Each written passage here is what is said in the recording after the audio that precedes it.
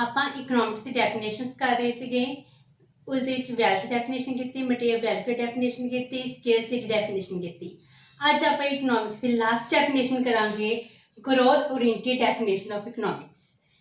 ਜਿਹੜੀ growth oriented definition ਇਹਦਾ meaning ਕੀ ਹੈ ਕਿ ਅਸੀਂ ਜਿੰਨਾ ਪਹਿਲਾਂ ਕਦੇ ਕਹਿੰਦੇ ਹਾਂ ਵੈਲਥ ਡਿਫਾਈਨ ਕਰਦੇ ਹਾਂ ਇਕਨੋਮਿਕਸ 'ਚ, ਕਦੇ ਮਟੀਰੀਅਲ ਵੈਲਫੇਅਰ ਦੀ ਗੱਲ ਕਰਦੇ ਹਾਂ, ਸਕੇਅਰਸਿਟੀ ਦੀ ਗੱਲ ਕਰਦੇ ਹਾਂ, ਲੇਕਿਨ ਜਿਵੇਂ ਜਿਵੇਂ ਸੁਸਾਇਟੀ ਦੀ ਡਿਵੈਲਪਮੈਂਟ ਹੁੰਦੀ ਹੈ ਉਸ ਦੇ ਨਾਲ ਸਾਨੂੰ ਪਤਾ ਚੱਲਦਾ ਹੈ ਜਿਵੇਂ ਜਿਵੇਂ ਇਕੋਨਮੀ ਗਰੋ ਕਰੇਗੀ, ਇਨਕਮ ਅਰਾਈਜ਼ ਹੋਏਗੀ, ਲੋਕਾਂ ਦੀ ਡਿਵੈਲਪਮੈਂਟ ਵਧੇਗੀ ਤਾਂ ਉਸਦਾ ਸਕੋਪ ਵੀ ਇਨਕਰੀਜ਼ ਹੋਏਗਾ। ਤਾਂ ਇਹ ਵਾਲੀ ਡੈਫੀਨੇਸ਼ਨ ਹੈ, ਇਹ ਗਰੋਥ ਓਰੀਐਂਟਡ ਡੈਫੀਨੇਸ਼ਨ ਹੈ। ਗਰੋਥ ਨੂੰ ਕਿਸ ਤਰ੍ਹਾਂ ਇਨਕਰੀਜ਼ ਕੀਤਾ ਜਾ ਸਕਦਾ ਹੈ, ਹਿਊਮਨ ਮੈਨਕਾਇੰਡ ਦੀ ਕਿਸ ਤਰ੍ਹਾਂ ਡਿਵੈਲਪਮੈਂਟ ਕੀਤੀ ਜਾ ਸਕਦੀ ਹੈ, ਉਸ ਦੇ ਨਾਲ ਰਿਲੇਟਡ ਡੈਫੀਨੇਸ਼ਨ ਹੈ। ਇਸ ਨੂੰ ਕਿਸ ਨੇ ਦਿੱਤਾ ਸੀਗਾ? ਪ੍ਰੋਫੈਸਰ ਸੈਮੁਅਲਸਨ ਨੇ ਦਿੱਤਾ ਸੀ ਇਨ 1948 ਦੇ ਵਿੱਚ। ਉਹਨਾਂ ਨੇ ਕੀ ਡਿਫਾਈਨ ਕੀਤਾ ਹੈ ਕਿ ਇਹ ਡੈਫੀਨੇਸ਼ਨ ਕੀ ਹੈ, growth oriented definition of economics ਕੀ ਹੁੰਦਾ ਹੈ। According to Samuelson, economics, it is the study of how people and society choose कि people and society choose करते हैं किस चीज़ नू, with और without the use of money।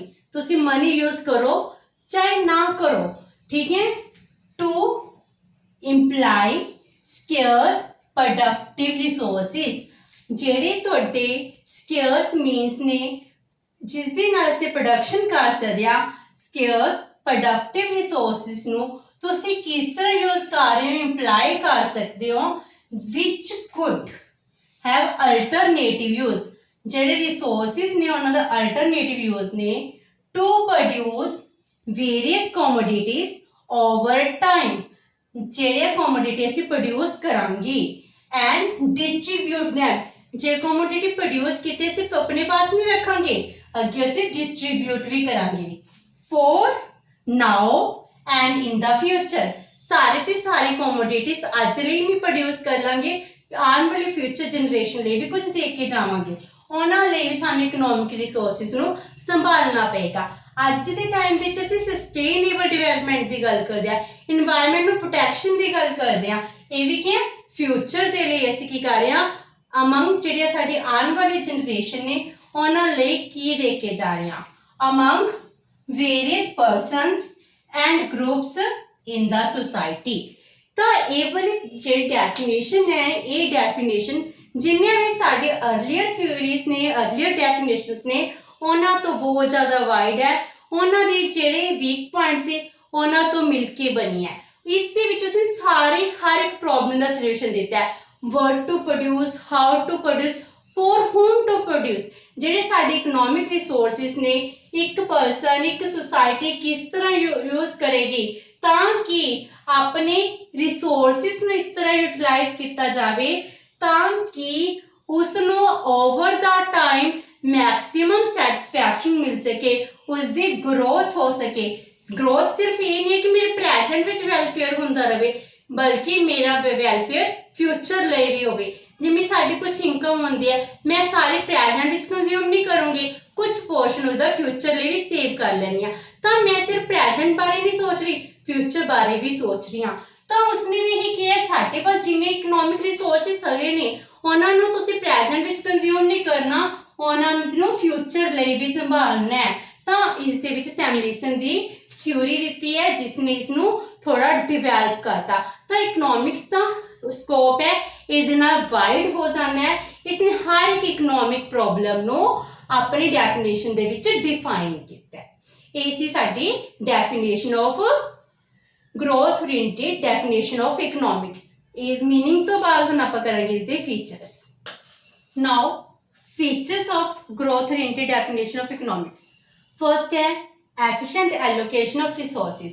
ਸੈਮੁਅਲਸਨ ਨੇ ਜਿਹੜੀ ਸਾਨੂੰ ਡੈਫੀਨੇਸ਼ਨ ਦਿੱਤੀ ਹੈ, ਇਸਨੇ ਰਿਸੋਰਸਿਸ ਨੂੰ ਪ੍ਰੋਪਰ ਯੂਟਿਲਾਈਜੇਸ਼ਨ ਦਿੱਤੀ ਹੈ ਕਿ ਰਿਸੋਰਸਿਸ ਨੂੰ ਅਸੀਂ ਕਿਸ ਤਰ੍ਹਾਂ ਯੂਟਿਲਾਈਜ਼ ਕਰੀਏ ਤਾਂ ਕਿ ਸਾਡਾ ਵੈਲਫੇਅਰ ਹੋ ਸਕੇ। ਰਿਸੋਰਸਿਸ ਨੂੰ ਕਿਸ ਤਰ੍ਹਾਂ ਯੂਟਿਲਾਈਜੇਸ਼ਨ ਕਰਨੀ ਹੈ ਕਿ ਸਾਰੇ ਦੇ ਸਾਰੇ ਰਿਸੋਰਸਿਸ ਅਸੀਂ ਪ੍ਰੈਜ਼ੈਂਟ ਵਿੱਚ ਕੰਜ਼ਿਊਮ ਨਹੀਂ ਕਰਨੇ, ਅਸੀਂ ਫਿਊਚਰ ਲਈ ਵੀ ਸੇਵ ਕਰਨੇ ਆ।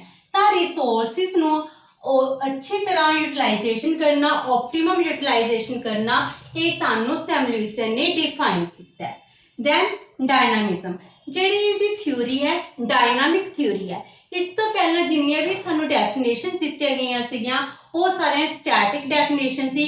वो डेफिनेशन जो स्टैटिक होंदी है, स्टैटिक का मीन की हुंदा है कि जिन्ने भी इकनॉमिक फैक्टर्स ने सारे के सारे कॉन्स्टेंट होंगे हैं। इकोनॉमी किसी तरह का कोई चेंज नहीं होता, पॉपुलेशन भी कॉन्स्टेंट मन के चलते हैं। लेकिन सैमुएल्सन ने जो सानू डेफिनेशन दी है, डायनामिक थ्योरी दी है, इसने किया है कि जिहड़ी ग्रोथ है, ग्रोथ टाइम दे नाल होंदी है। अज तो 5 साल पहला की ग्रोथ सी, अज असीं किन्नी ग्रो करगे, आने वाले 5 साल असीं किवें ग्रो करांगे। तो इसने टाइम एलीमेंट भी कंसीडर किया है। ਜਦੋਂ ਅਸੀਂ ਟਾਈਮ ਐਲੀਮੈਂਟ ਕੰਸੀਡਰ ਕਰਦੇ ਹਾਂ ਐਂਡ ਟਾਈਮ ਐਲੀਮੈਂਟ ਦੇ ਨਾਲ ਅਦਰ ਫੈਕਟਰਸ ਕੰਸੀਡਰ ਕਰਦੇ ਹਾਂ, ਉਹ ਇਸ ਥਿਊਰੀ ਨੂੰ ਕੀ ਬਣਾ ਦਿੰਦੇ ਆ, ਡਾਇਨਾਮਿਕ ਥਿਊਰੀ ਬਣਾ ਦਿੰਦੇ ਆ। Then problem of choice. ਹੁਣ ਇਸ ਦੇ ਵਿੱਚ ਚੁਆਇਸ ਦੀ ਪ੍ਰੋਬਲਮ ਕਿਵੇਂ ਕੀਤੀ ਗਈ ਹੈ, ਇਸ ਨੂੰ ਕਿਵੇਂ ਡਿਫਾਈਨ ਕੀਤਾ ਹੈ।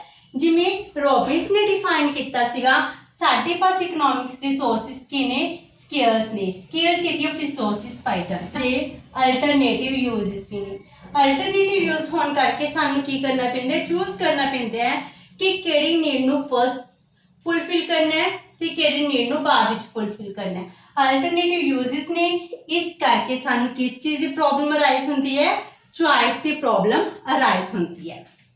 Then improvement in resources allocation. बेटे साडे पास फर्स्ट टाइम आया कि रिसोर्सिस एलोकेशन है उन्हां विच इंप्रूवमेंट की गई होवे। इसनूं असीं इंप्रूवमेंट किवें कर सकते हैं, साडे पास एक एनालाइसिस हुंदा है, कॉस्ट एंड बेनिफिट एनालाइसिस।